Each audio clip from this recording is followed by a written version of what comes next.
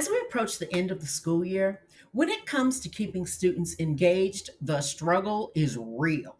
Teachers are tired, the students are tired, everyone's exhausted from testing. Everybody's just over it. There's no focus. But fear not, because today I'm sharing some powerful strategies to keep your students engaged and motivated until the very last day. Hey everyone, I'm Kimberly from Dramatic Instructing, and I've been in the trenches just like you. I know how challenging it can be to maintain student engagement and interest during this time of year. But over the years, I've discovered some fantastic strategies and resources that not only keep students on task, but also make learning fun. Let's start with choral reading. This strategy is like a breath of fresh air for struggling readers. By reading aloud as a group with modeling, students not only improve their reading skills, but they also gain confidence in a supportive environment. Research has shown that choral reading strengthens decoding and sight word recognition skills. That boosts reading fluency and accuracy. Plus, it's a win win win situation. Students get to practice, learn from each other, and build confidence along the way. Can't beat it. And the best part, it's incredibly easy to implement. Just choose a piece of text, break your class into groups, and let the magic happen. I usually read a paragraph or section or two first just to model good reading, and then sometimes I might join in later for a paragraph or section. But most of the time, I just circulate to make sure my students are getting it. Now, here is a great poetry choral reading resource that I use a lot. Um, it's great. The students love it. They love the rhyme, and it's really text rich and has some great vocabulary. I'll put the link to it down below. I'll usually have students read the poem at least 4 times in different groupings and with emphasis on different things. And then I have them do information on identifying personification, other figurative language. And this is the biggie, the rhyme scheme. Having the students identify the rhyme scheme.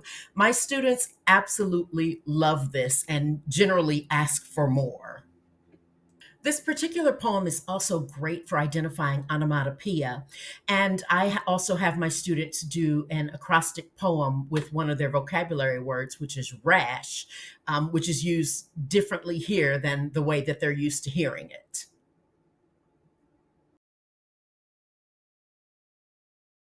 The second strategy that's great for engagement is readers' theater. Now, this strategy combines reading practice with elements of performance, and that gives students a purpose for reading and it boosts their comprehension. The greatest thing about readers' theater that I've seen is that my students will reread the scripts on their own, so they get an amazing fluency boost. Now, the thing to remember is that with readers' theater, you don't need memorization or any kind of elaborate props. You just hand out the scripts, assign the parts, and watch your students come to life. And trust me, the unexpected personalities that show up during these performances will have you and your students in stitches. It really is a lot of fun. These are some of the Reader's Theater resources that I have in my store, Dramatic Instructing. I'll put a link to the store in the description. I like to give students an opportunity to really show off their personalities while they're reading. So I try to make my Reader's Theater scripts really rich in terms of the text and the dialogue. However, I am also a big believer in academic rigor, even in fun activities. So my Reader's Theater scripts also all of them come with at least one activity that is that really increases the academic rigor of the activity, and most of them have far more than one. Here are some of the other activities that I like to have students do after they've read the play a few times, two or three times at least. But I like to have them read the story a minimum of four times to really improve fluency.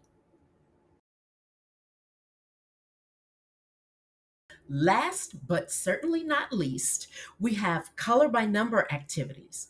Remember how much fun these were as a kid? It turns out that they're just as effective for reviewing skills in the classroom.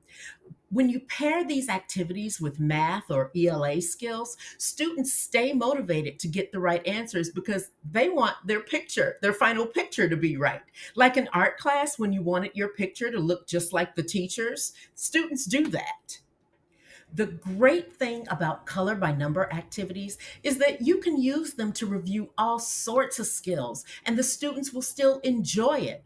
The things my students have said most often about these is it's like we're not even doing any work. And as I'm sure you know, teachers, the best way to get students to learn is when they don't even realize they're learning.